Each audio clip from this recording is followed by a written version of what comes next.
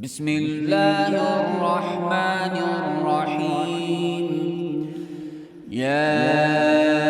أيها المزمل قم الليل إلا قليلا نصفه أو انقص منه قليلا أو زد عليه ورتل القرآن ترتيلا إنا سنلقي عليك قولا ثقيلا إن ناشئة الليل هي أشد وطئا وأقوم قيلا إن لك في النهار سبحا طويلا واذكر اسم ربك وتبتل إليه تبتيلا رب المشرق والمغرب لا إله إلا هو فاتخذه وكيلا واصبر على ما يقولون واهجرهم هجرا جميلا وذرني والمكذبين أولي النعمة ومهلهم قليلا إن لدينا أنكالا وجحيما وطعاما ذا غصة وعذابا أليما يوم ترجف الأرض والجبال وكانت الجبال كثيبا مهيلا إنا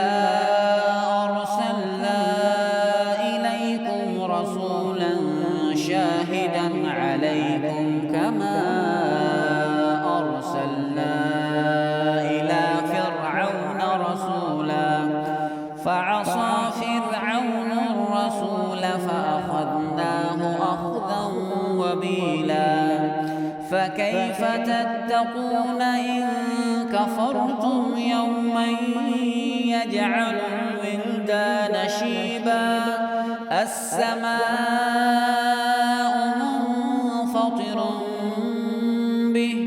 كان وعده مفعولا إن هذه تذكرة فمن شاء اتخذ إلى ربه سبيلا إن ربك يعلم أنك تقوم أدنى من ثلثي الليل ونصفه وثلثه وطائفة من الذين معك والله يقدر الليل والنهار علم أن لن تحصوه فتاب عليكم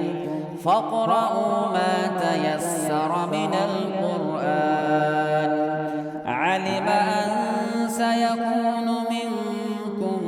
مرضى وآخرون يضربون في الأرض يبتغون من فضل الله وآخرون يقاتلون في سبيل الله فاقرؤوا ما تيسر منه وأقيموا الصلاة وآتوا الزكاة وأقرضوا الله قرضا حسنا وما تقدموا لأنفسكم من خير تجدوه عند الله هو خيرا وأعظم أجرا واستغفروا الله إن الله غفور رحيم.